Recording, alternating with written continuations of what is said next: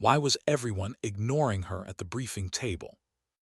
The question hovered like smoke in the thick morning air at Paris Island, the kind of heat that made uniforms stick to skin and tempers rise faster than the sun.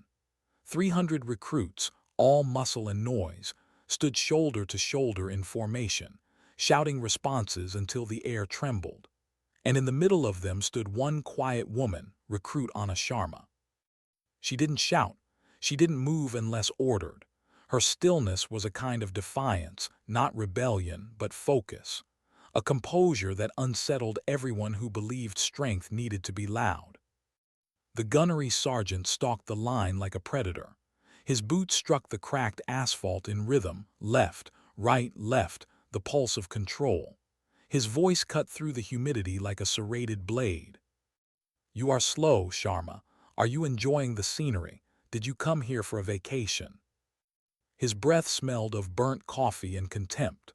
The brim of his campaign hat threw a shadow across her eyes, but she didn't flinch, didn't even blink. The silence was louder than a scream. He wanted fear, he got calm. And that, more than anything, enraged him. "You look at me when I'm talking to you." Her gaze was already locked on his, unwavering, unblinking, the still pond facing the storm. "Yes, gunnery sergeant." A smirk rippled down the ranks. Recruit Miller, broad shoulders, shaved head, arrogance wrapped in camouflage, whispered just loud enough for the others to hear. "Librarians talking again." The nickname had stuck from day one. She was quiet, observant, too composed, the kind of person who didn't play along with chaos, and in a place where screaming was survival, that made her a target. Miller had washed out of ranger school and carried the failure like a scar no one could see. He hated silence. It reminded him of thought, of self-doubt, and Anna's silence felt like judgment. Later, during weapon maintenance, he leaned toward her with a grin that didn't reach his eyes. "Try to keep up at the range today. Don't want you shooting one of us by accident." The others chuckled. Anna didn't. She simply kept working, her movements precise, upper receiver, charging handle, bolt carrier, each piece laid out in a line that could have passed inspection at a sniper's bench. Garcia, the wiry recruit from East LA, noticed. She always did. She seen Sharma on the hikes, how she moved without tiring, breathing steady when everyone else gasped. Her eyes never stayed still, always scanning, always watching. It wasn't the walk of a new recruit. It was the measured rhythm of someone who'd walked through worse places and survived. But to the others, she was an outsider. Too quiet, too old, too something. When training shifted to close-quarters combat, Miller saw his chance. He was paired with her and smiled like a wolf that thought it had found an easy meal. The whistle blew. He charged, roaring for effect. His strength was raw but sloppy, the kind of aggression that looked impressive until it hit precision. Anna sidestepped. One pivot, one motion. Her hand struck the nerve in his forearm, his knife dropped, and a second later her boot caught his knee. He hit the mat before he realized he'd fallen. No noise, no celebration, just stillness. The instructor blew the whistle again, frowning. Again. Miller came harder the second time. She didn't resist, she flowed. Weight shifted, arm locked, gravity did the rest. A perfect guillotine choke. He tapped out in 5 seconds. The recruits laughed nervously. The instructor raised a brow, impressed but raw. The gunnery sergeant only scowled. "Enough, Sharma, you're done. Go clean the head." He couldn't praise what he didn't understand. He saw 2 lucky moves, not control, not mastery, just coincidence that threatened the fragile order he maintained. She nodded once and walked away. No words, no glance back. The whispers followed. Cold, weird robot ghost. The kind of whispers that grow in places where no one dares speak the truth aloud. The rifle range came a week later, the great equalizer. No amount of talk could fake a trigger pull. Roar stood behind the line, binoculars ready, waiting for her to fail. "Miller, show the platoon how it's done." 10 rounds later, Miller puffed his chest out at his respectable grouping. Roar grunted approval, his pride reinforced. Then came Sharma. She didn't rush to the firing line. She flowed into it, body low, sling tightened until the rifle became an extension of her bones. Her breathing slowed, heartbeat steady. Through his binoculars, Roar saw the stillness again, that unnerving calm that looked more like meditation than effort. He expected flinching shots, a mess of holes. The first shot cracked, then silence. The second perfectly timed, then a third. When the target came back, the range fell silent. 10 rounds, one hole, a ragged, impossible single tear in the bull's. It wasn't luck, it wasn't skill, it was art. Roar's throat tightened. "Do it again," he said flatly. She did. The second target was the same. He crumpled the paper in his fist. "Lucky grouping," he muttered, walking away. But that was the first time the laughter stopped. No one dared say it out loud, but something about her terrified them now. The kind of fear that comes when you realize you've been mocking something far beyond you. Even Roar felt it, though he'd never admit it. By the final week, the whispers had turned into silence. No one joked. No one dared meet her eyes. The platoon moved to a mock city in the swamps, their last test before graduation. Urban combat drills, simulated missions, fake insurgents. Roar briefed them under the white heat of the Carolina sun, voice sharp as gravel. Standard exercise: retrieve the high-value target from Building 12. Roll players with blanks, Miles gear, you get hit, you're out, simple. Miller was point man. Garcia led Bravo. Sharma rear security. Rear security, the slot for the expendable. It wasn't punishment anymore, it was dismissal. And she accepted it without reaction, checking her rifle, adjusting Chun's gear beside her, the nervous kid trembling under his helmet. "Your mag, not seated right," she said softly, fixing it. He looked at her, half thankful, half afraid. The air smelled of diesel and rust. Cicadas hummed like static. The mock city loomed, crumbling concrete and shattered windows meant to simulate chaos. But something about it felt wrong, too quiet, too staged. Anna's eyes scanned the rooftops, the alleys, the places sound doesn't reach. She felt it, that cold prickle on her neck she hadn't felt in years. The signal came, the exercise began. Miller kicked in the first door, yelling commands that sounded more like a movie than a mission. Blanks fired, laughter echoed. It was all pretend. Until it was. The sound came like thunder through silence, sharp, clean, real. The first bullet chipped concrete near Roar's head. Then another. And another. It wasn't simulation anymore. It was ambush. Real rounds, real gunfire. For a moment, the entire world froze. Recruits, instructors, everyone trapped between disbelief and terror. Then chaos, screams, scrambling for cover. The mock exercise melted into panic. One instructor fell from the catwalk, blood soaking his vest.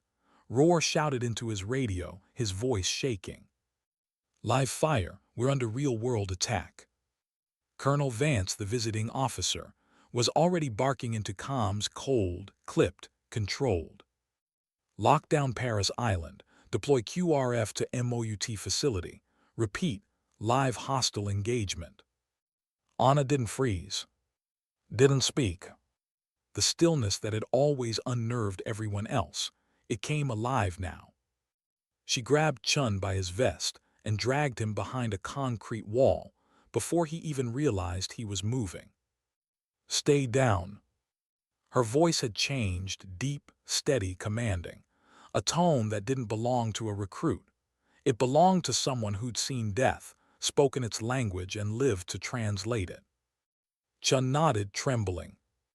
Anna peered out, eyes flicking from rooftop to alley, cataloging data. 3 shooters, maybe 4, disciplined, trained, using crossfire. Not random, not chance. Her rifle was loaded with blanks, Useless, Chun's too. She looked at the ground. A fallen recruit, chest still, rifle by his side. Cover me. Chun stammered, but I. Do it. And before he could argue, she was gone, sprinting low, weaving, unpredictable. The sound of live fire tore through the air. Dust exploded around her feet. But she kept moving, not running, gliding. Controlled chaos. She reached the fallen Marine, grabbed his rifle, slammed a live mag home. A breath, a pivot, a shot. The first shooter dropped. No hesitation, no victory, just the rhythm of necessity. The second went down seconds later. From the catwalk, Roar watched, disbelief burning through his fear. The recruit he'd written off as slow, unfit, unworthy. She was moving like something trained far beyond his comprehension. Each motion was perfect, efficient. Miller peeked from behind a wrecked car, frozen in terror. Garcia clutched two recruits, dragging them to safety, eyes wide as she watched the woman they'd mocked turn the battlefield into geometry. The air smelled of cordite and dust. The sound of her rifle cracked through the chaos like punctuation in a language only she spoke. She wasn't supposed to exist. Roar's binoculars shook in his hands. Colonel Vance beside him muttered, "Who the hell is that recruit?" Roar's voice was thin. "Sharma, Anna Sharma." Vance didn't answer. His jaw tightened, eyes narrowing. He knew that name or something behind it. Below them, Anna reloaded, rolled to a new angle, and neutralized the third shooter. The silence that followed was deafening. No one moved, no one breathed. She stayed crouched behind cover, eyes still scanning. Her breathing was steady, focus absolute. She had come here to disappear. And instead, she had just become visible in the most impossible way. Her quiet life had ended with the pull of a trigger. And somewhere deep inside, something she had buried long ago, something named Callie, had just woken up. The gunfire didn't stop. It shifted, sharper, closer, coordinated. Whoever they weren't amateurs. Anna felt it in her bones, the spacing between shots, the rhythm of reloads. This wasn't chaos, it was control. They were using overlapping fields of fire, moving with precision. Real soldiers, real killers. She pressed her back against the wall, hearing Chun's ragged breathing beside her. His hands trembled as he held his rifle, still filled with blanks, the barrel shaking with every heartbeat. "They're trying to pin us," she murmured, mostly to herself. "What do we do?" he whispered, eyes wide. She looked at him, calm as a surgeon in a storm. "You stay down, don't move until I say." A bullet cracked into the corner of the wall, sending a shower of dust over them. Chun flinched. Anna didn't. She leaned out, sighted, fired one clean round. The echo was swallowed by the air. One more down. The rifle's recoil was a comfort she hadn't felt in years, the mechanical rhythm of survival. Above, Roar shouted orders, voice cracking. He wasn't a coward, but he was a man built for training wars, not fighting them. The colonel barked something into his radio, his tone too controlled, too precise for panic. Anna caught a glimpse of them both through the haze, small figures on the catwalk, exposed against the skyline. They were sitting ducks. She turned to Chun. "You're going to fire in 3 bursts toward that window. Keep them distracted." "But they don't know your rounds are blanks. The sound is enough." He nodded shakily, set his rifle, and fired. The stuttering crack of blanks echoed down the courtyard. Anna moved. She didn't run. She vanished, a blur of motion low to the ground, moving from shadow to shadow. The shooters redirected instantly, pouring fire toward Chun's position, believing that was the threat. She reappeared behind a burned-out sedan, rolled, sighted, fired twice. 2 muzzle flashes on a rooftop winked out. Silence again. Garcia's voice called faintly from across the courtyard. "Sharma, what are you?" "Stay down," Anna barked. "Keep your people inside." She could hear them breathing, all of them, even over the ringing in her ears. Panic had sent. It hung in the air like sweat and ozone. Her world had narrowed to patterns, angles, sound, distance. The recruit mask was gone. In its place stood the quiet predator she had promised herself she'd buried. She sighted the last shooter, ground level, moving fast. She tracked him through the gap between two rusted trucks, one breath in, one out. The trigger broke like glass. He dropped mid-stride. The courtyard fell still. The only sound was the whine of wind through the broken windows. Anna didn't celebrate. She scanned again, checked sectors, reloaded. Muscle memory, the ritual of survival. Then slowly she exhaled. The world came rushing back, the heat, the smoke, the faint metallic taste of adrenaline. Chun was still crouched by the wall, blinking at her like he couldn't comprehend what he'd just seen. You killed them," he stammered. She looked at him, eyes calm. "They were trying to kill you." He swallowed hard, nodded. The simplicity of her tone scared him more than the gunfire. Across the compound, Colonel Vance lowered his binoculars. His face had gone pale. "That's not possible," he muttered.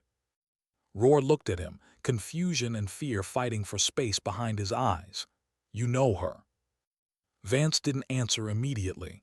"Not yet," he said quietly, "but I've heard that rhythm before." Below them, Anna scanned the horizon again, feeling something deep in her chest, not pride, not fear, but inevitability. She hadn't meant to reveal herself. She'd come here to vanish, to start over. But the world had a way of finding you, even when you changed your name. She caught Garcia's movement in the corner of her eye, waving her over. Anna ran, low and fast, across the courtyard. Dust puffed under her boots. She slid into cover beside Garcia and two other recruits who were trembling behind a concrete barrier. "What's our status?" she asked, voice level. "Two dead," Garcia said, still shaking. "Miller's pinned behind that car. Roar and the colonel are stuck up top. We're out of comms." Anna nodded, eyes scanning the layout. "There might be more," she said. "We move now before they regroup." "Move where?" "Flank them through the alley."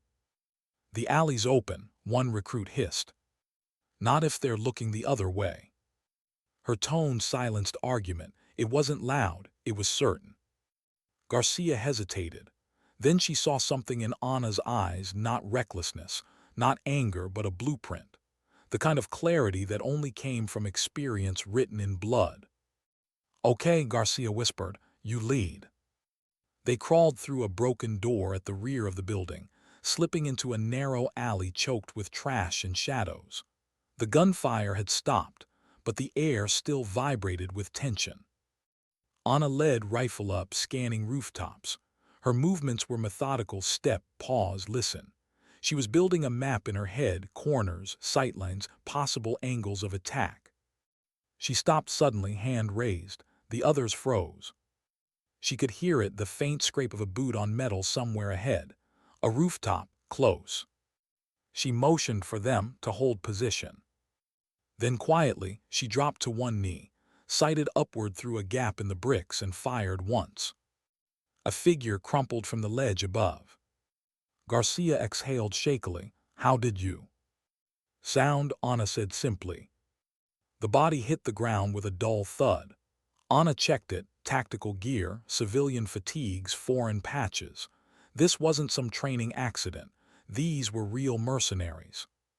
She looked up at the rooftops again, jaw tightening. Someone sent them. "Who?" "Not our problem right now." They moved again, circling back toward the courtyard. When they emerged from the alley, the QRF trucks were only minutes away, faint sirens rising in the distance. But the fight wasn't over, not yet. From the far end of the training complex, a burst of automatic fire ripped through the air. One of the recruits screamed. Anna dropped to a knee, scanning for muzzle flashes. The shots were coming from a window on the second floor of a mock hotel. "Miller's still pinned," Garcia hissed. Anna's eyes flicked toward him, crouched behind the same burned-out car, shaking, frozen. "Garcia, spot for me." What are you? Counting wind, Anna said, already adjusting her stance. She braced against the edge of the alley wall, rifle steady, eyes narrowing to a razor's edge of focus. The shooter leaned out for another burst. The world slowed. Her finger pressed, steady as breath. One round, clean, final. The window shattered, the figure vanished. Silence again. For a moment, all she could hear was the ringing in her ears and the faint echo of her heartbeat. Then the sirens arrived. QRF trucks tore into the compound, Marines jumping out, weapons drawn, shouting commands that came too late. Anna lowered her rifle slowly, breathing hard but steady. Colonel Vance descended the catwalk stairs 2 at a time, his face unreadable. He crossed the courtyard, boots crunching glass and dust, and stopped in front of her. The look in his eyes wasn't anger, it was recognition. "Recruit Sharma," he said evenly, though his voice carried a weight that made the other Marines fall silent. "Where did you learn to shoot like that?" She said nothing. He studied her, the posture, the eyes, the way her hands still rested on the rifle as if it were part of her body. Then his gaze dropped to her left wrist, where a small black tattoo peeked from under the cuff of her sleeve. A lotus, faded, stylized. Vance's expression shifted, not shock, not fear, but memory. He knew that mark. He'd signed off on it years ago. "I thought you were dead," he murmured. Roar, standing behind him, blinked. "Sir." Vance didn't answer him. His eyes stayed locked on her. "Reports said you died in Syria, Damascus Station, whole team gone." Anna's jaw flexed once. "Reports were wrong, sir." Roar looked between them, bewildered. "Sir, what's happening?" Vance's tone softened, barely audible now, meant only for her. "What are you doing here, Callie?" The name hit the air like a dropped weapon. Roar froze. The recruits behind Anna exchanged glances. The word meant nothing to them, but Roar had heard it before, in rumors whispered at late-night briefings. A ghost in the field. A name spoken only in special operations folklore. Callie. The woman who'd done things no one would admit were necessary. A legend. A weapon that disappeared 3 years ago in a cloud of secrecy. Anna Callie didn't flinch. "Trying to live quietly, sir." Vance's eyes softened with something like pity. "You don't have that luxury anymore." She looked past him at the recruits, trembling, shell-shocked, alive. Chun watching her like she'd stepped out of myth. Miller unable to meet her gaze. "I didn't ask for this," she said. "No," Vance replied, "but you were made for it." The QRF medics moved in, tending to the wounded. The dead were covered, carried away under tarps. The courtyard buzzed with controlled urgency, but the air between Vance and Anna was heavy with unspoken history. Roar finally found his voice. "Ma'am, I mean recruit, what the hell is going on?" Vance turned to him. "What's going on, gunnery sergeant, is that your problem recruit just saved every life here." Roar stared at her, the realization sinking like lead. He looked back toward the catwalk where the instructor had fallen. The guilt hit him in a slow, suffocating wave. All this time, he had tried to break her, and all this time, she had been holding herself together so the rest of them could survive. Anna slung her rifle across her chest, her hands steady again. "Request permission to secure the perimeter, sir." Vance exhaled. "Denied, it's over." She nodded once. "Copy that." But she didn't look convinced. Because deep down, Anna knew things like this never happened alone. Someone had sent those men, and they would come again. As the medevac helicopter roared overhead, she glanced up. The downdraft kicked dust into her eyes, but she didn't blink. The sound reminded her of another helicopter, another country, another mission she was never supposed to survive. And for a moment, just one heartbeat, the calm cracked. She saw faces she'd buried, heard the echo of gunfire in a foreign alley, and felt the weight of every name she'd never spoken aloud. Then it was gone.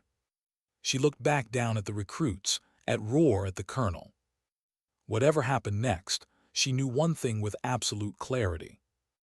The quiet life she'd built here was over. And the ghost she'd buried, the one they called Callie, had come home. The smell of gunpowder lingered long after the smoke cleared. It clung to the walls, to their uniforms, to their skin. Even after the bodies were gone, the sound of those gunshots seemed to echo inside the bones of everyone who had survived. The recruits of Platoon 3041 sat in silence in the barracks that night. The usual chorus of laughter and insults was gone. No jokes, no music, no bets about who would fail inspection next. Only the hum of the ventilation system and the sound of distant helicopters still circling over the training grounds. The official story had already started to form: training accident, live ammunition mix-up, tragic error. But no one in that room believed it. Anna sat on the edge of her bunk, cleaning the same rifle she'd taken from the fallen recruit. Not her issued rifle, that one had been loaded with blanks. This one had been real, and it had saved them all. Each motion was slow, deliberate: wipe, inspect, oil, assemble. It was a ritual, not maintenance, the kind that keeps a person sane when sleep refuses to come. Miller sat across from her, elbows on his knees, head buried in his hands. He hadn't spoken since they'd returned. His fingers twitched, tracing invisible patterns on the floor. Garcia sat a few bunks away, watching Anna, not with fear, not exactly, but with a reverence she couldn't quite explain. She'd seen the way Anna had moved out there. The control, the composure. It wasn't human reflex. It was muscle memory carved by years of surviving what no one should. Every few minutes, one of the recruits would glance up at her, as if to confirm she was still there, still real, still sitting in the same room as them. The silence was heavy enough to suffocate. Then the door opened. Gunnery Sergeant Roar stepped inside, but his footsteps, normally thunderous, demanding, confident, were quiet, almost hesitant. The platoon snapped to attention out of reflex, but the usual bark of "at ease" didn't come. He stopped near the middle of the room, scanning the faces of his recruits, the same faces he had shouted at, broken down, rebuilt. Now they looked back at him like strangers who had all seen too much. "At ease," he finally said, but his voice wasn't the same. It was lower, rougher, like something inside him had cracked. He walked down the aisle between the bunks until he stopped in front of Anna.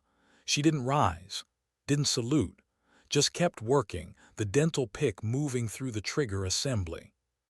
Roar stood there for a long time, the silence stretching between them like a wire pulled tight.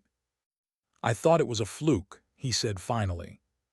His voice sounded like gravel. Anna paused her work, her gaze lifting just enough to meet his. "The day at the range," he went on. "Those targets, I thought you got lucky. I was wrong." He swallowed hard. For a Marine like him, pride was a kind of armor, and right now he was taking it off piece by piece. "In 20 years," he said quietly, "I've never seen shooting like that, not from anyone." He hesitated, the next words catching in his throat. "I've never been more wrong about a recruit in my life." Anna didn't speak. She just nodded once, a silent acknowledgement that words weren't necessary. Roar looked at the rifle in her hands. "Colonel Vance expedited your clearance," he said, the formality returning to his tone, if only as a shield. "Officially, you're just another recruit. Unofficially." He shook his head. "I don't even know what to call you." "You don't need to call me anything," she said softly. "I'm here to finish training." Roar's jaw tightened. "You've already finished more than most ever will." He turned to leave, then paused at the door. He looked back at her and at the rest of them. "What happened today," he said slowly, "you will not speak of, ever, not to each other, not to anyone, do you understand?" No one moved. "That's not an order," he added. "It's protection for all of you." He met Anna's eyes one last time. Something passed between them, respect, regret, something deeper than either could admit. Then he left, the door closing softly behind him. The silence returned, heavier now. Miller looked up from his bunk, his eyes bloodshot. "He's right," he muttered. "No one's gonna believe this anyway." No one answered. Hours passed. One by one the recruits fell asleep, except Anna. She lay on her back, staring at the metal springs of the bunk above her. The darkness felt different now, heavier, closer. Her breathing was even, but her thoughts weren't. In her mind, the faces of the men she'd killed today drifted up from the dark, joining all the others she had tried to forget. Faces from different continents, different wars, different missions that never officially existed. Each one whispered the same thing: "You don't get to leave." The quiet life she tried to build here had been an illusion, a disguise that lasted just long enough for the world to remember her name. A floorboard creaked. She didn't move, but her hand slid instinctively toward the rifle by her side. A soft whisper came from the darkness: "Sharma." It was Miller. His silhouette hovered beside her bunk. She stayed still. "What is it?" He hesitated. His voice was low, raw. I wanted to say I'm sorry." She turned her head slightly, eyes adjusting to the dim glow of the barracks lights. "For what?" "For all of it," he said. "Calling you librarian, acting like you didn't belong here. I was an idiot." She studied him for a long moment, her expression unreadable. "Forget it," she said finally. "We're all just recruits here." He let out a shaky breath, half laugh, half relief. "Yeah, recruits." He lingered a moment longer, then returned to his bunk. Anna lay there, listening to the rhythm of breathing around her. The platoon that had mocked her, now bound to her by something none of them could ever talk about. Outside, the base was quiet again, but quiet never meant peace. Somewhere beyond those fences, reports were already being written, calls were being made, and the name Callie, the name she'd buried 3 years ago, was being whispered again. When morning came, the sun rose over Paris Island as if nothing had happened. Drills resumed, orders barked, life went on. But the rhythm had changed. When the platoon fell into formation, their steps sounded different, tighter, unified, purposeful. Even the air felt different when they breathed it. Rohr walked the line as he always did, inspecting uniforms, boots, rifles. His tone was sharp, but his eyes were not. When he reached Anna, he paused. Everything about her was perfect: the crease in her uniform, the way her rifle rested against her shoulder, the stillness in her eyes. For the first time, Rohr didn't see weakness. He saw discipline so absolute it scared him. He gave a single nod. It was almost imperceptible, but she saw it. And for the first time since she'd arrived, she returned it. The platoon began their morning run, boots striking the asphalt in rhythm. But the sound wasn't the same as before. It wasn't the sound of recruits pretending to be Marines. It was the sound of Marines becoming something else. And at the center of that rhythm, steady, unbroken, leading without trying, ran Anna Sharma. She didn't speak, she didn't look back. But everyone around her followed her pace. Garcia glanced at her once, breathing hard. Miller kept his eyes forward, jaw clenched. The whispers had changed. No more librarian, no more jokes. Now they called her something else, though only in their thoughts. Protector. Ghost. The woman who didn't flinch. By the time they finished the run, sweat soaked their uniforms and their lungs burned. But no one complained. They'd seen what real fear looked like, and it was Rohr shouting in their faces. It was the silence after bullets stopped flying. That night the base lights dimmed early. The official investigation had begun. Officers moved like shadows through the hallways. Every recruit had been ordered to stay in their quarters. Anna sat by the window of the barracks, watching the distant lights of the command building. She could see silhouettes moving behind frosted glass, figures in uniforms too clean, too polished to belong here. Intelligence officers. She'd seen their kind before, always arriving after the fact, always asking the wrong questions. The door creaked open. Colonel Vance stepped inside, his face tired, eyes bloodshot but sharp. He motioned for her to follow. No words, just a gesture. She rose silently, followed him out into the cool night air. They walked across the deserted parade ground. The moonlight reflected off the asphalt like dull steel. When they reached the far end, Vance stopped, turning to face her. "Do you know what happens now?" he asked quietly. "Reports," she said, "debriefs, containment." "Good," he said, half smiling. "You still think like one of us." "I'm not one of you anymore, sir." He studied her for a long time. "Maybe not, but you still carry what we gave you, the discipline, the instinct, the burden." Anna looked away. "I didn't want it anymore." "None of us did," he said softly. "But the world doesn't care what we want. It only cares what we can do." She didn't answer. "Those men who attacked," he continued, "they weren't random. Whoever sent them knew you were here." Her jaw tightened. "Then this isn't over." "No," he said, "it never is." For a moment neither spoke. The sound of the ocean drifted from beyond the trees, faint and endless. Finally Vance sighed.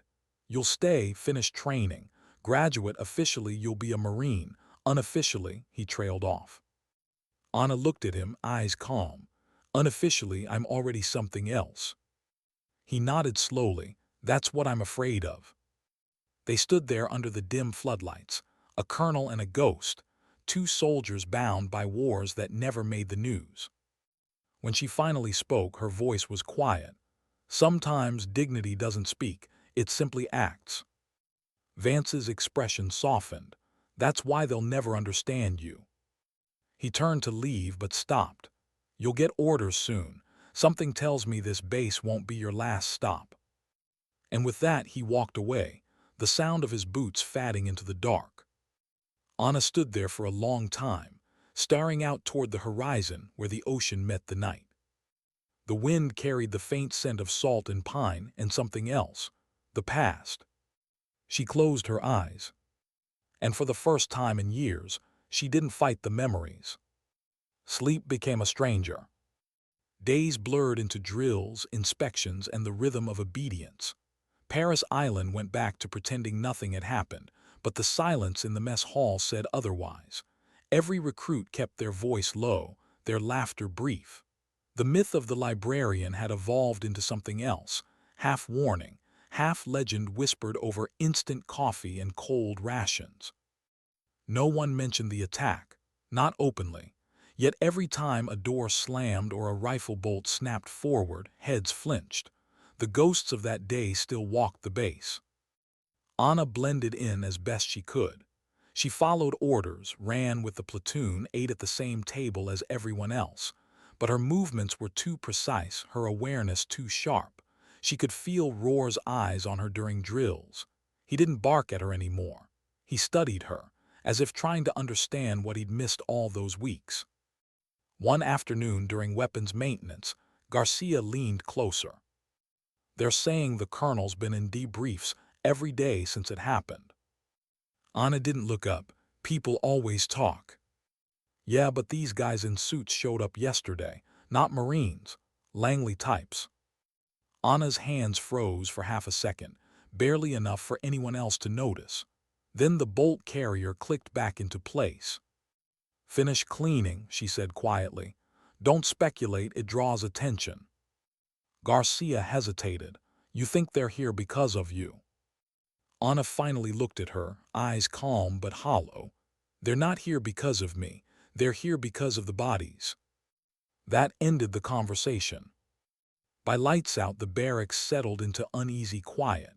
Most recruits slept with their boots half-laced, as if expecting another siren.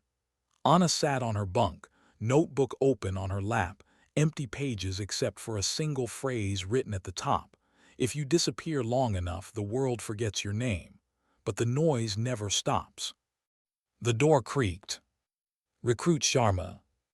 Colonel Vance's silhouette filled the doorway, framed by the corridor's red emergency lights. "You're coming with me." She stood wordlessly, followed him out into the cool night. They walked in silence across the parade deck. The air smelled of salt and oil, the low hum of generators in the distance. When they reached the administrative wing, two men in dark suits waited by the entrance. No insignia, no ranks, just polite smiles that didn't reach their eyes. Vance nodded to them. "Gentlemen." One stepped forward. "Agent Keene, Office of Naval Intelligence." He extended a folder. "We'll need a few minutes with the recruit." Vance's jaw flexed. "You'll have them in my presence." Keene gave the diplomatic smile of someone used to bending protocol. "Of course, Colonel." They entered a windowless room that smelled faintly of coffee and bleach. Anna sat across from them, posture straight, hands folded on the table. The fluorescent light hummed above her like a wasp. Keene opened the folder, sliding a photo across the metal surface. A blurred satellite image, 4 men exiting a van near the training compound. "These are the shooters," he said. "No local records. We traced 2 to a defunct security firm based out of Istanbul." Anna studied the photo, Turkish front. Keene's eyebrow lifted. "You recognize them?" "No," she said, "but I recognize the way they move." He waited, pen poised. "Which is?" "Ex-military, contracted, coordinated, not insurgents, not kids, professionals." Vance watched her closely, but said nothing. Keene flipped another page. "We ran background checks on every recruit on base. You came up interesting." He read aloud. "Anna Sharma, born in Mumbai, naturalized U.S. citizen, civilian translator, no prior service record before enlistment, except," he tapped the page. "Your file shows irregularities, whole sections redacted. Usually that kind of blackout belongs to intelligence personnel." Anna didn't blink. "Maybe someone filed it wrong." Keene smiled faintly. "Maybe. Or maybe we're sitting across from someone whose real name is Anna Sharma." Vance's voice cut through the tension. "That's enough, Agent." Keene looked at him, still smiling. "With respect, Colonel, we have orders from higher up." Anna's voice was quiet but steady. "Higher than you think." For the first time, Keene's expression faltered. She leaned forward, tone flat. "You're chasing ghosts. The men who attacked this base weren't here for a training accident. They came to confirm a kill." Keene frowned. "A kill?" "Mine," she said. The silence that followed was heavy, the kind that bends air. Vance closed the folder with deliberate calm. "That will be all, Agent. She's under my command until further notice." Keene hesitated, then gathered his papers. "If you say so, Colonel, but sooner or later Langley's going to want her back." When the door closed behind him, Vance exhaled slowly. "They'll dig until they find it, you know. The tattoo, the record, everything." "I know," Anna said. "So what now?" "I finished training." "You really think they'll let you?" She looked at him, eyes tired but certain. "They can't stop what's already begun." Vance rubbed his temples. "You're going to be the end of my career." "Not if they think you didn't know." He gave a short, humorless laugh. "You really haven't changed." "Neither have they," she said. He studied her for a long time. "They'll want you to hunt whoever ordered this. You understand that, right?" "I understand," she said, "but they won't get what they expect." "How so?" "I don't take orders from ghosts anymore." She rose. "Permission to return to quarters, sir." He nodded reluctantly. "Go." When she stepped back into the humid night, she felt the eyes again, hidden, watching. The world she'd left was circling closer. The next week moved like a dream stretched too thin. Training resumed, but the rhythm was wrong. Roar's commands sounded softer. The recruits followed her pace without realizing it. Even Miller, once loudest of them all, had gone quiet. At the range, no one joked anymore. When Anna lifted her rifle, the air itself seemed to pause. Her shots were perfect. They always were. but the perfection scared them now. During a nighttime navigation exercise, Garcia jogged beside her through the pines. "You ever miss before?" she asked. Anna didn't answer right away. The moonlight filtered through branches, painting their faces silver. "Once," Anna said finally. "I missed once." Garcia looked at her, waiting. "That's why I stopped." Neither spoke after that. 3 nights later, the summons came again. Roar appeared in the doorway of the barracks just before midnight. "Sharma, command wants you." The recruit stirred, whispering as she followed him out. They drove in silence in a Humvee toward the edge of the base, where the marsh met the sea. A small airstrip waited there, floodlights cutting through fog. A sleek transport plane sat idling. 2 figures in dark tactical gear stood beside it, faces hidden, insignia blacked out. Roar Park turned to her. "What's going on?" She fastened her seat belt, eyes on the plane. "Something that doesn't have a training manual." "Sharma," he said, voice low, "if this is what I think it is, you don't owe them anything." She looked at him. "You're wrong, Gunny. I owe them everything I've taken from them." Before he could answer, she stepped out into the wind. The taller of the 2 operatives handed her a sealed envelope. "Orders." She didn't open it. "Destination undisclosed until airborne." She smiled faintly. "Of course."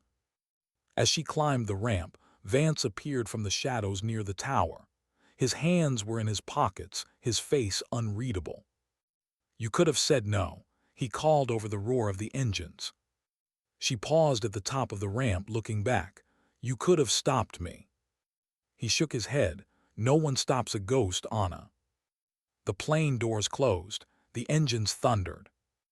Roar stood beside Vance, watching the aircraft lift into the dark sky until it vanished into the clouds. "Where's she going?" Roar asked quietly. Vance didn't answer for a long time. Finally, he said, "Where she was always meant to go, into the places we pretend don't exist." Inside the aircraft, the cabin lights were dimmed. The 2 operatives across from her checked gear in silence. Anna finally opened the envelope. A single sheet of paper inside. No header, no signature, just coordinates and a photo. A man's face, grainy, scarred, familiar in a way that twisted her stomach. She stared at it for a long time. Then she folded the paper once, slid it into her pocket, and leaned back against the cold metal wall. The engines droned. For the first time since Paris Island, she allowed herself to close her eyes. Behind her eyelids, the memories played not as flashbacks but as truths resurfacing. The night in Damascus, the burning compound, the call she never answered, the team she lost. And the promise she made, to vanish, to never pick up a weapon again. Promises are fragile things when the world keeps breaking. She opened her eyes to the red glow of the cabin lights. Somewhere below, the ocean stretched endless and black. She whispered to herself, barely audible over the engines, "One last mission." But even she didn't believe it. The plane descended through a wall of fog, engines humming low, cabin lights dimmed to red. Anna sat motionless, gloved hands resting on her knees, her rifle secured between her boots. The 2 operatives across from her hadn't spoken a word since takeoff. Professionals, anonymous, ghosts wearing skin. Outside, the dark ocean blurred into coastline. A strip of lights appeared, runway lights, but there were no towers, no insignia, no air traffic chatter, just wilderness and steel. When the wheels touched down, the silence inside the plane deepened. The older operative unbuckled. "Welcome back to nowhere," he muttered, voice flat under the roar of the engines. Anna didn't answer. She followed him down the ramp, boots sinking slightly into wet tarmac. The air was colder here, sharper, smelling faintly of jet fuel and pine. Ahead, floodlights revealed a facility half buried in the landscape. No visible flags, no signage. Just concrete, wire, and silence. A single figure waited at the bottom of the ramp. Male, late 40s, trim haircut. Civilian clothes too neat to be casual. He carried himself like someone used to power but tired of pretending it meant anything. "Callie," he said, voice calm. "It's been a long time." Anna stopped a few feet away, expression unreadable. "That's not my name anymore." The man smiled faintly. "You'll forgive me if I don't believe that." "Who are you handling for?" she asked. He tilted his head. "Still asking the right questions. That's why they wanted you." She didn't reply. The wind caught her hair, carrying the scent of salt and old memories. The man's tone softened. "Welcome back, Commander." She froze. That title was buried, sealed, erased from every record that still existed. Hearing it again was like hearing her own ghost speak. "I'm not part of that world anymore," she said. "Then why are you here?" She didn't have an answer. He gestured for her to follow. "Come on, there's something you need to see." The facility was smaller than she expected, half bunker, half lab. The corridors were narrow, lined with humming servers and reinforced doors. The air smelled of recycled oxygen and secrets. The man, who finally introduced himself as Mason, led her into a control room glowing with screens. Satellite feeds, data strings, surveillance footage paused mid-frame. On one monitor, a map displayed a cluster of red dots spread across Europe and North Africa. "Targets?" she asked. "Cells," he corrected. "Private contractors working under multiple shells. The same people who hit your training ground. Funded, coordinated, and very deliberate." Anna crossed her arms. "Who hired them?" Mason's jaw flexed. "We're still digging, but whoever it is knew exactly where you were, down to the platoon roster." He tapped a key. A new image filled the screen, a grainy photo of a man in desert gear, beard streaked with gray, scar cutting through one eyebrow. His eyes were sharp even through the distortion. Anna felt her stomach tighten. "Recognize him?" Mason asked. Her voice was low. "I should. He used to be on my team." "David Cole," Mason said. "Former ground branch operator, went dark after Damascus. Everyone assumed he was dead, until now." Anna stared at the screen. Cole, her second in command, the only one who knew the truth about what happened in that burning city 3 years ago. "He's running the contractors?" she asked. Mason nodded. "Looks that way, and he's not hiding, which means he's sending a message."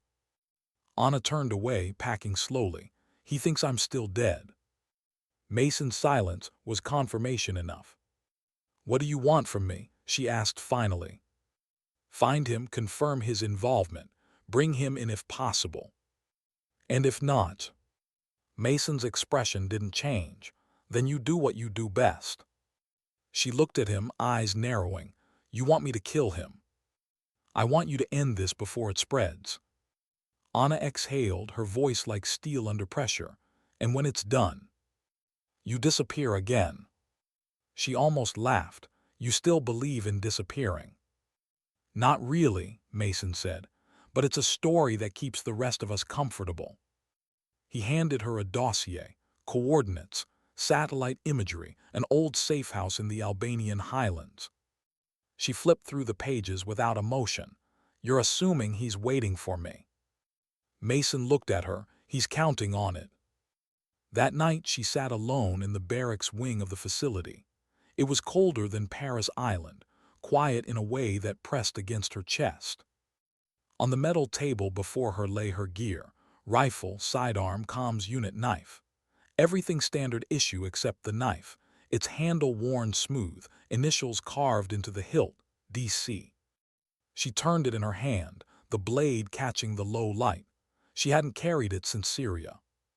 Outside, the wind howled across the cliffs. She closed her eyes and let the memories bleed through. The last mission with Cole, the compound fire, the extraction that never came. He'd been the only one who made it out with her, the only one who saw what she'd done. And now he was alive.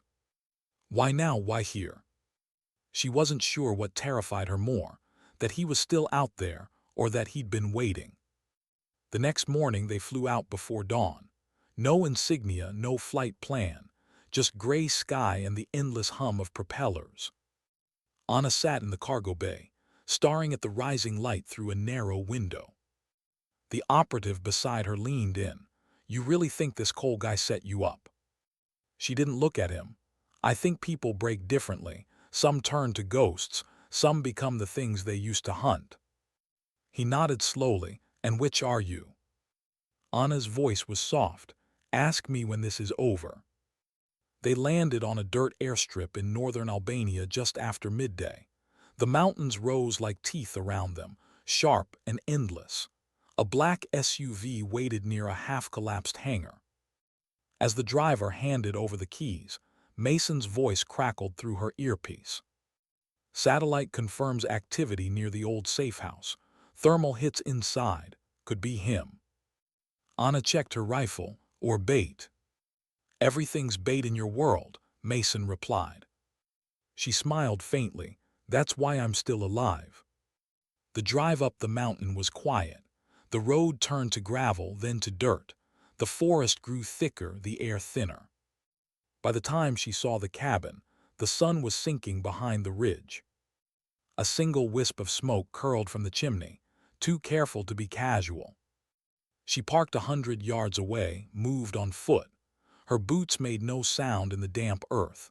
Every step, every breath calculated. Through the cracked window she saw movement, a shadow, a man sitting at a table, back turned to the door. A small fire flickered in the stove beside him. She raised her rifle, then hesitated. He was humming. That same off-key melody she remembered from long nights in safe houses, back when the world still made sense. She lowered the weapon slightly. "Come in, Callie," a voice said from inside, calm, confident, familiar. She froze. He didn't turn around. "I figured they'd send you," he said. "They always send the ghost to clean up the blood." She stepped into the doorway, rifle still raised. "You should have stayed dead," she said. Cole chuckled softly. "So should you." He turned slowly, his face half-lit by firelight, older, weathered, but the same eyes sharp, assessing, dangerous. "You killed those men at Paris Island," she said. "Why?" He shrugged. "Insurance. They were supposed to flush you out, not kill recruits. The rest was improvisation."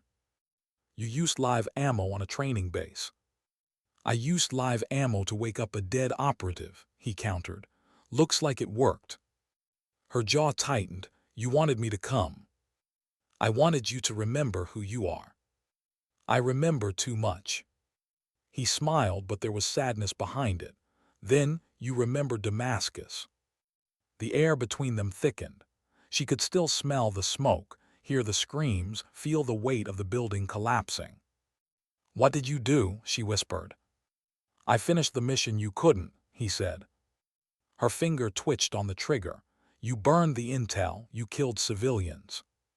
He stood slowly, unarmed, eyes locked on hers. "You think we were saving anyone back then? You think ghosts have mercy?" "Enough," she snapped. "You don't get to rewrite history." "I'm not rewriting it, Callie," he said softly. "I'm continuing it." He reached into his pocket slowly, deliberately. She tensed, but he only pulled out a flash drive and set it on the table. "This is why they sent you, the real list. Every operation they buried, every name we erased. You're not here to kill me, you're here to decide whether they burn this again." Her heartbeat quickened. "Why give this to me?" "Because you're the only one who still believes in right and wrong." Silence, only the crackling fire and the faint wind outside. She lowered the rifle just slightly. "And what happens when they find out you're alive?" He smiled faintly. "Then you'll have to choose which ghost you really are." For a long time, neither moved. Then Anna stepped forward, took the flash drive and looked at him one last time. "If this is a trick," she said quietly, "I'll finish what Damascus started." He nodded. "I'd expect nothing less." As she walked back into the night, the cold bit at her skin. The sky above the mountains was endless and black, filled with stars that looked too sharp to be real. Her earpiece crackled, Mason's voice, target confirmed. She hesitated, no. What do you mean, no? Cole's dead, she said. He died years ago. She tore the earpiece out, tossed it into the dirt, and kept walking. The flash drive burned like ice in her pocket. The world was quiet again. Too quiet. Anna had driven for hours through nameless roads, the mountains fatting into low hills, the horizon swallowing the last of the daylight. The black SUV hummed steadily beneath her, headlights cutting through the fog like a blade. She hadn't spoken to anyone since leaving the cabin. No comms, no contact. The flash drive lay in the glove compartment, sealed inside its plastic casing like something alive that shouldn't be touched. Every few miles she checked her mirrors. Not for traffic, there was none, but for shadows, the kind that didn't belong to headlights. She knew the rhythm of surveillance too well to mistake coincidence for safety. The pattern of the road, the bends, the brief reflections in the window glass, all of it formed a silent map in her head. No tails, not yet. But she knew they were coming. People like Mason didn't send you to disappear. They sent you to die clean. As the road widened, she pulled over near an abandoned gas station, its roof sagging under rust and ivy. The lights were long dead. The silence around it felt untouched for years. She killed the engine, stepped out, and listened. Nothing, just the slow hiss of the wind through the trees. She retrieved the flash drive and stared at it in her palm. Small, ordinary, yet it held enough weight to collapse the life she tried to rebuild. She sat on the hood of the SUV, staring into the distance. You're not here to kill me. You're here to decide whether they burn this again. Cole's words echoed. He hadn't been lying. That scared her more than anything. The part of her that still believed in truth, in something worth protecting, wanted to see what was inside. But another part, the one shaped by a decade of silence, whispered that knowing was a death sentence. Ignorance was armor. Knowledge was exposure. She closed her eyes, letting the cold seep into her bones. Her pulse had steadied, but her mind hadn't. That was the thing about ghosts, they didn't fear death. They feared being remembered. By dawn, she was moving again. Her destination was instinct, not geography. Somewhere quiet, somewhere she could think. She found it a derelict church on the outskirts of a forgotten village. The steeple was gone, the walls cracked with ivy, but the heavy stone still held. Inside, the air smelled of dust and damp wood. Light filtered through broken glass, scattering across the pews like fragments of memory. She sat near the altar, laptop open, flash drive inserted. The screen flickered to life. File names filled the display, hundreds of them. Operation code names, dates, coordinates, each one a ghost of something buried. She clicked the first one. A report classified. The header was familiar, the unit insignia she'd worn 3 years ago. Ground Branch, Shadow Cell 9. As she scrolled, her chest tightened. The mission summary read like a confession. Damascus 2019. Target, arms broker financing black market weapons through civilian routes. Outcome, site compromised, collateral damage, 47 confirmed civilian deaths. Operator responsible, Commander C. Rivera. Her breath caught. C. Rivera, Callie Rivera, her real name. The report ended with a single line. Operative presumed KIA, case sealed by order of Section 12. She stared at the screen until the words blurred.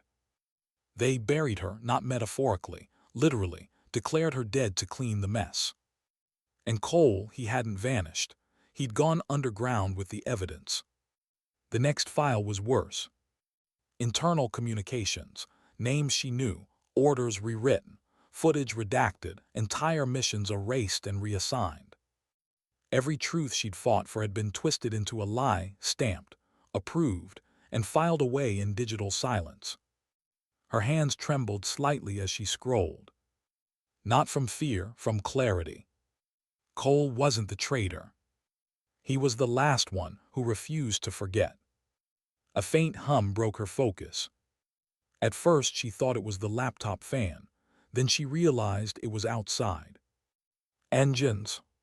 She snapped the laptop shut, yanked the flash drive free, and slipped it into her vest pocket. Through a crack in the stained glass window she saw them, 2 SUVs, black, unmarked. They'd found her. She moved quickly, silently, gathering her gear. But before she could reach the door, the front of the church filled with light, bright, white, blinding. A voice called out through a megaphone, "Anna Sharma, step outside, unarmed." Mason's voice, calm, firm, measured. She froze. So they'd tracked her, of course they had. Her pulse slowed. The training kicked in, breath even, mind sharp. Panic was a weapon, and she never handed those over. "Don't do this," Mason's voice echoed. "You don't understand what you're carrying." She stayed silent. He waited, then softer, "You think you're the first ghost to find her grave." That made her move. She slipped through the back of the church, the boards creaking under her boots. The cold air outside hit her lungs like ice. Through the trees, she saw the faint glow of their headlights moving, splitting, flanking her. She crouched low, watching their pattern, efficient, too efficient. He'd brought special ops, not cleanup. He didn't want to kill her. He wanted to catch her. For the first time in years, Anna felt something she couldn't name, not fear, not anger. Something deeper. Betrayal. She waited until one of the SUVs idled closer, its tires crunching over gravel. When the driver stepped out to check the perimeter, she moved. Silent, precise. A single motion, disarm, strike, vanish. The forest swallowed the sound. She didn't kill him, just took his headset and disappeared deeper into the dark. Through the static, Mason's voice came again. "Sharma, don't make this harder. You're not our enemy." She crouched behind a fallen tree, pressing the earpiece to her lips. "You made me your enemy the day you called me back. Then why run?" "Because you taught me what happens when ghosts stop." Static then. "Anna, listen to me. What's on that drive, it's not just intel. It's a failsafe. Cole built it to trigger everything if he died." She frowned. "Trigger what?" But Mason didn't answer, only silence.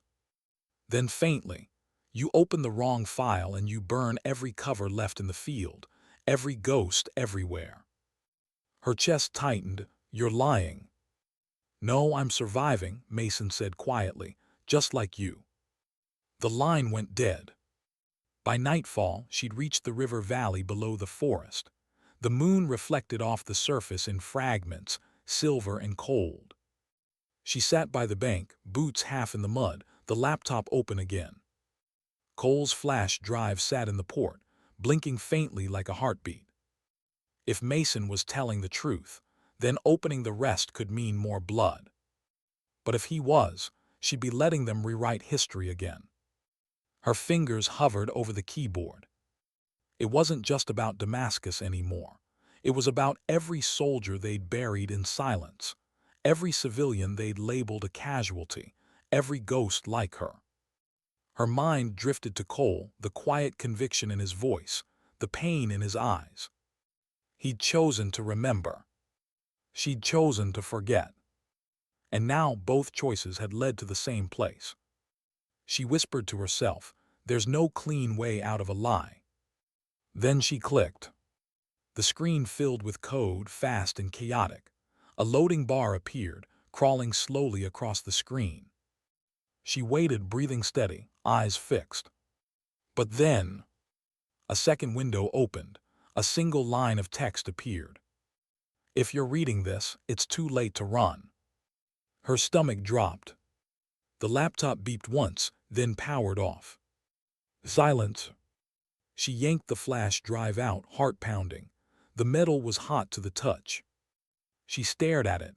No smoke, No explosion, just the stillness of something irreversible. She sat there for a long time, listening to the wind ripple through the reeds. What had Cole done? What had she just done? By dawn, the world looked normal again, the kind of normal that hides what's breaking underneath. Anna stood on a ridge overlooking the valley, the laptop and flash drive wrapped in her jacket. Somewhere behind her, the hum of engines began again. They'd found her trail. But she didn't move, not yet. Her thoughts drifted to Cole, to Mason, to the names buried inside that data, to the civilians whose lives had become footnotes in a classified file. She thought about the irony, how people like her had been trained to disappear, and yet they were the only ones who remembered the truth. The horizon burned gold as the sun rose, cutting through the mist. She whispered softly, almost like a prayer. Sometimes the only way to stay human is to stop pretending you were ever one. Then she turned away, walking into the forest. The wind carried no sound behind her. No footsteps. No heartbeat. Just the ghost of a soldier who had finally stopped running, but never stopped remembering. The world didn't explode. It unraveled, quietly, methodically, like a thread pulled from a soldier's uniform. At first, there was only static. Then the static became whispers. Then the whispers became names. Dozens of them. Hundreds. Leaked across encrypted channels, dark web forums, internal networks that weren't supposed to exist. Operatives' missions, coordinates, every shadow burned into daylight. Somewhere between midnight and dawn, the ghosts of wars long buried came alive again. And Anna was sitting on a train. She traded the mountains for movement. The passenger car was nearly empty. A few farmers, a sleeping child, an old man reading a paper he couldn't possibly understand was already outdated. Outside, the landscape blurred. Valleys turned to plains, plains to gray industrial sprawl. The world kept turning, but something underneath it had changed. Anna sat by the window, hood pulled low, an unmarked phone in her hand. No messages, no calls, only a notification from a secure news feed. Global leak EXPOSES covert operations. Pentagon, CIA, and NATO command refuse comment. She scrolled further. Photos, documents, her signature. Her name. Not Anna Sharma. Callie Rivera. It was all there. The missions, the kills, the faces of civilians blurred into numbers. A lifetime of silence turned into headlines. The old man looked up from his paper, eyes flicking toward her for a heartbeat too long. She met his gaze, calm, detached, then looked away. Her reflection in the window looked unfamiliar, older, heavier. A woman stripped of anonymity and purpose. For a long time, she'd wanted the truth to matter. Now that it did, it felt like punishment. Thousands of miles away, the world scrambled to contain the storm. In Washington, Situation Room monitors blinked red with breach alerts. The Secretary of Defense shouted over overlapping voices, while aides passed printouts that no one had time to read. Who authorized reactivation of Shadow Cell 9? No one, sir. The orders came from a dead unit. Then how the hell did the data surface? Chain trace leads back to Damascus. Impossible, that site was destroyed. Sir, it's not just ours. British MI6, French DGSC, Israeli Ammon, they're all hit. The secretary's fist struck the table. Find her. Silence. A younger officer swallowed. Sir, we don't know who her is. In London, a journalist stared at a torrent of encrypted files sent from an unknown source. Her screen filled with maps, casualty reports, drone footage. Buried among them, one note. A single line, the dead deserve witnesses. She hesitated, then she hit publish. Back on the train, Anna closed her eyes. She could feel it, the world catching fire, invisible but everywhere. She'd expected pursuit. Instead, she got chaos. They weren't chasing her now, they were chasing each other. Every intelligence agency on Earth was bleeding secrets, tearing through its own ranks looking for blame. She pulled the thread. Now the whole fabric was falling apart. Her phone buzzed once. Unknown number. A text. You shouldn't have opened it. She stared at the words until they blurred. Then she typed a single reply. You shouldn't have buried me. She powered the phone off, removed the SIM card and dropped it between the seats. Outside, the train entered a tunnel. The darkness swallowed her reflection. For a moment she was nowhere again, not alive, not dead, just motion. Elsewhere, Mason hadn't slept in 3 days. The command post was chaos. Phones ringing, screens flickering, the hum of air conditioners drowning in human panic. He stood before a map lit by pulsing red markers. One of his analysts rushed over. Sir, it's spreading faster than expected. It's self-replicating, mirrored on independent servers, social media fragments, even satellite relay caches. Mason's voice was hoarse. Containment. Impossible. He stared at the data cascade. It wasn't an attack. It was a release. Cole, he muttered. The analyst frowned. Sir. He turned away. Never mind. Lock down everything tied to Section 12. Already done. Then start deleting ghosts. The analyst hesitated. Sir, those are. Do it. Anna reached the border by nightfall. She walked the last 10 miles on foot, through rain and fog, her backpack heavy with only essentials: water, ammo, and the dead weight of the flash drive. A small town flickered in the valley below, lights trembling through the mist like faint signals from a forgotten world.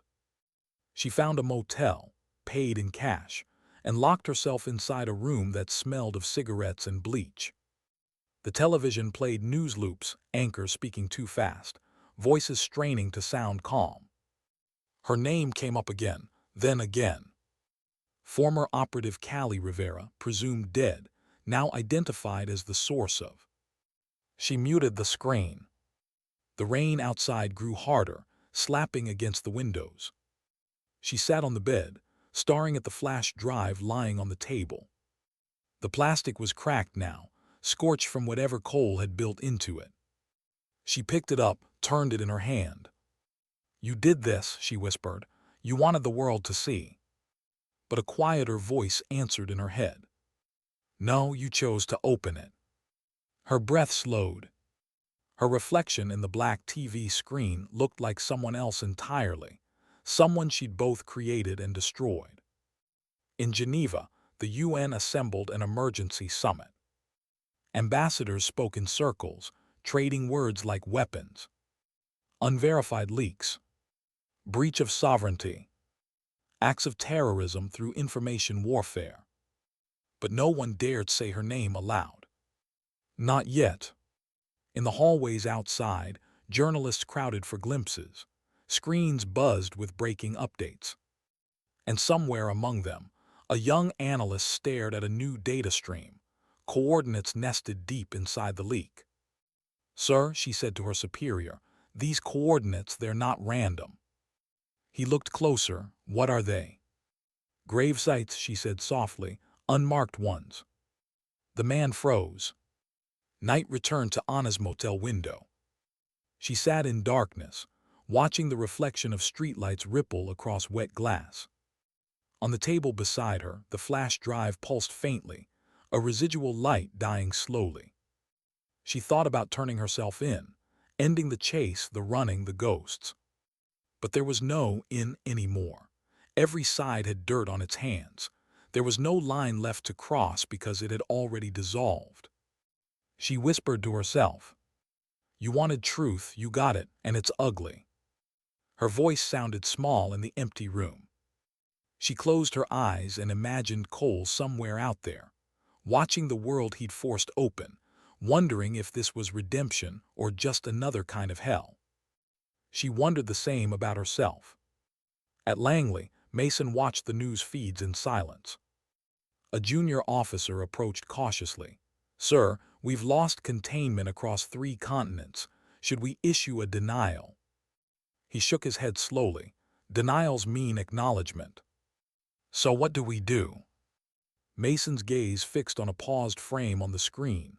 Anna stepping off a train, hood up, face half hidden by shadow. He leaned closer. "We wait." "Wait for what?" "For her to decide what happens next." Dawn seeped through the blinds. Anna hadn't slept. She stood at the window, watching the sky shift from gray to pale gold. Below, the town was stirring, people unaware that the foundations of their world were crumbling just beyond the horizon. Her phone buzzed again, unknown number. A voice message, no caller ID. She hesitated, then pressed play. Cole's voice. Faint, distorted, but real. "You can't fix a machine by oiling the rust. You burn it, you rebuild it, or you let it die. The choice isn't mine anymore, Callie, it's yours." The message ended. She stood there for a long time, unmoving. Finally she whispered, "Then I choose neither." She picked up her jacket, tucked the flash drive into the inner pocket, and walked out into the rain. The camera would follow her from behind now. One lone figure disappearing into mist, no music, only the soft rhythm of rain and boots against asphalt. Voiceover, low and steady. "Some ghosts don't haunt the living. They haunt the truth. Because once you've seen it, you can never go back to sleep." The scene would fade to black. And somewhere in the dark, data would keep spreading, indifferent, alive, eternal. It had been weeks since the leak. The noise had finally started to fade, replaced by a strange kind of silence. Not peace, not chaos, just the breath that follows both. Anna lived on the edges again. No signals, no trails, just dirt roads, rain-soaked bus stations, and the steady rhythm of anonymity. The world had turned itself inside out. Governments blamed hackers, agencies disavowed each other, some leaders resigned, others vanished. A few took credit for the disclosure, calling it justice. But no one really knew the source. They called her the ghost of Damascus. They built stories around her. Some said she was dead, some said she was still out there, hunting the ones who built the machine. Anna let them. Truth didn't need her voice anymore. It was out there, raw, ugly, unstoppable. She found refuge in a fishing village on the coast of Montenegro. A quiet place, salt in the air, gulls overhead, the smell of diesel and seaweed blending into something almost comforting. She rented a room above a mechanic's shop, paid cash, kept to herself. The man who owned it never asked questions. That was why she stayed. Mornings she'd walk the shoreline. No phone, no weapons, just a cup of bitter coffee and the sound of the waves scraping at the stones. Sometimes fishermen recognized her from grainy photos. They'd stare a moment too long, then look away. None of them spoke to her. That was fine. She spent most of her life unseen. One evening, she found an envelope taped to her door. No name, no stamp, just a single sheet inside. A photograph. Cole, or what looked like him, standing near a pier, dated 3 days earlier. Behind him, a freighter marked Helena. A note on the back, written in his rough, uneven handwriting. "One last truth left. Come if you want it, Doc 47. No coordinates, no time, just those words. She stared at the paper until the ink bled slightly from her fingertips. Then she packed her bag. The dock was deserted when she arrived. A thin fog clung to the surface of the water. The freighter sat low in the harbor, engine silent, hull streaked with rust. She stepped aboard, boots echoing against the metal deck. The silence felt too deliberate, too rehearsed. "Cole." Her voice disappeared into the air. A figure emerged from the shadows near the stern, older, thinner, wearing the same field jacket she remembered. "You got my message," he said. She studied him. "You knew I would." He smiled faintly. "You always finish the mission."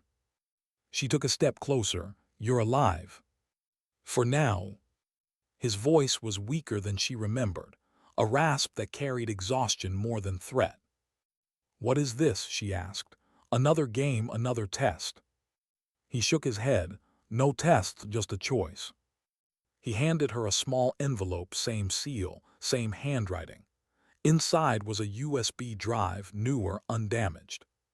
"What's on it?" she asked. "The names they didn't include in the leak," he said.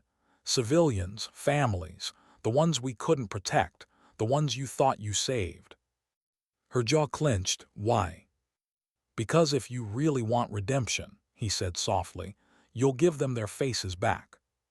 She looked at the drive, the faint reflection of water trembling against its metal surface. "And if I do?" "Then you're just another ghost pretending to live." They stood there for a long time, the sound of the tide filling the silence. Finally she said, "What about you?" He smiled, a tired, human smile. "I was never good at disappearing." "Where will you go?" He looked out toward the horizon. "Where the noise can't find me." When she turned back, he was already walking away down the dock. She never saw him again. But sometimes, in the stillness between breaths, she thought she could hear his voice, not in memory, but in echo. The next morning she took a boat out to sea, alone. The horizon was endless, blue bleeding into white, the kind of light that blurs edges and erases distances. She turned the engine off, letting the boat drift. The USB drive lay in her palm. She turned it once, twice, then set it on the metal console. The world had already been torn open. What difference would one more truth make? But she knew. This one wasn't about governments or agencies. This was about people, the names without graves, the lives forgotten in the crossfire. She connected the drive to her laptop. The screen filled with images, faces, reports, coordinates. Not soldiers, not targets, just ordinary people whose stories had been erased. She read each file slowly, whispering the names aloud. A ritual. A reckoning. When she finished, she uploaded them, not to the dark web, not to media outlets, to memorial servers, to archives meant for families searching for closure. No signatures, no attribution. Just truth stripped of agenda, of vengeance, of secrecy. It took hours. The sun burned low over the water, painting everything gold. When it was done, she closed the laptop, leaned back and watched the horizon. The world didn't change. It never did, not all at once. But somewhere, a mother would finally learn what happened to her son. Somewhere, a grave would finally have a name. That was enough. She stayed at sea until night fell. The stars came out, the same ones she'd seen over every battlefield, every mission, every mistake. And for the first time, she didn't feel hunted by them. She whispered softly, "Sometimes redemption isn't loud. It's just choosing not to lie again." The wind carried her voice away. She turned the boat toward shore. In the months that followed, headlines shifted. The world adjusted, as it always does. Governments rebuilt, programs rebranded. The leaks became documentaries, then debates, then footnotes. But people remembered the faces. That was her quiet victory. Somewhere, Mason gave a closed-door briefing. "Whoever she was," he said to the room, "she did what none of us had the courage to do." Then he closed the file marked Rivera, C, and ordered it sealed again. Anna No Callie stayed in the village. She worked at the mechanic's shop, hands black with grease instead of blood. She laughed sometimes now, small, cautious sounds, but real. The sea became her routine. She'd watch the horizon every evening, the same way soldiers watch for movement in the dark, not with fear but with understanding. She never looked back. But she never forgot. One morning, she found a postcard slipped under her door. No message, just a photograph, a field of poppies under open sky. On the back, a single line in faint ink. They remember now. She smiled, a quiet, almost invisible thing, and tucked it into her notebook. Then she stepped outside, the sun warm on her face, the sound of gulls above. For the first time in years, she didn't feel like she owed the world anything. No orders, no ghosts, no unfinished missions. Just silence and breath. In war, we're taught that survival is victory. But sometimes, survival is just the chance to make peace with what we broke. The world doesn't remember ghosts. It remembers what they leave behind.